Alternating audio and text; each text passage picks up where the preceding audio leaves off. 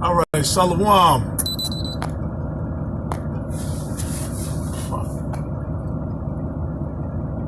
Call hello, Yahweh Bashim Yahweh Shah Bashim Makakadash.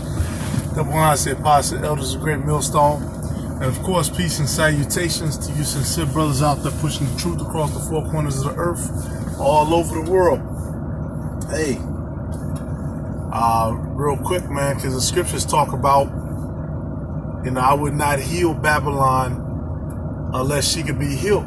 Or, excuse me, if Babylon could be healed, she would be healed, excuse me. And the scriptures talk about, though they think that victuals are cheap, they think themselves to be in a good condition because, we talk about the destruction of this place.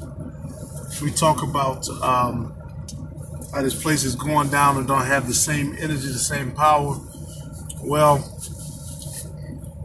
just like the elder was saying in another video, Elder Ariali was saying, well, look, we're still at the top. We still at the top military. They still got a lot of money, but the effects that we're noticing is considered on the, in the lower and the middle class, which, the middle class is being ripped apart, as we speak.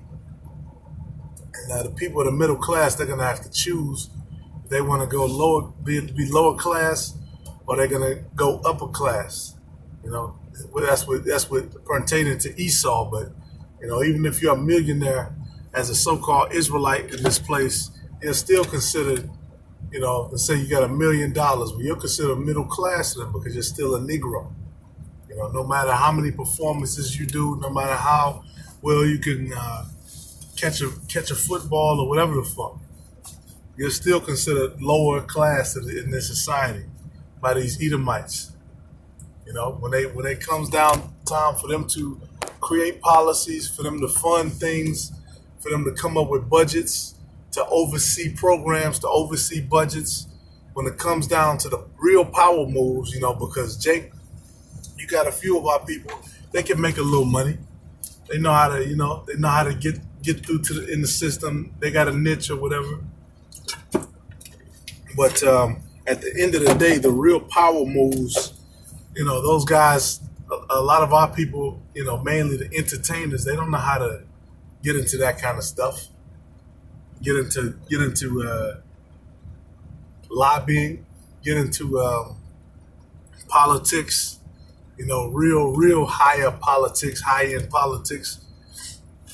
But not to digress, because right now, as you can see, I'm in the parking lot. Got these different businesses all around. Hopefully they don't flag it, but that store is closed. That store, hardware store, they're closed too. All of this is closed. All of this is empty. This shit just sitting here. And this is a problem. This is known as retail shutdown. Now it was kind of a small thing when it started. You had Toys R Us go out of business. A couple years back, you had Circuit City go out of business, some of these other places. But now it's starting to get crazy. You're starting to go into plazas, and it's not popping, it's not booming. Like over here, it's not booming anymore. They're not making all the money they were making. So they got to pull out, they got to shut down, they got to liquidate the assets. They got to try to reformulate the business. And that's what we're saying, man. The business model can't be reformulated. This place is going down. Okay? And these different businesses that profit, it's going to come to a point, because this is the year of the Karagma, keeping that in mind, it's going to come to a point where they're going to have their business become synchronized with the chip. Just like in the healthcare system, they're going to have to start implanting that chip. In the technology entertainment system, they're going to have to start implanting that chip and come up with that virtual reality and whatever great wonders they can come with, which that's already crazy in itself. They have that shit, virtual reality. They have those headsets you can put on, but of course, as we know, Esau, they want to immerse you in it. They want you to be fully immersed in it, and you not to be to be completely out of touch with reality.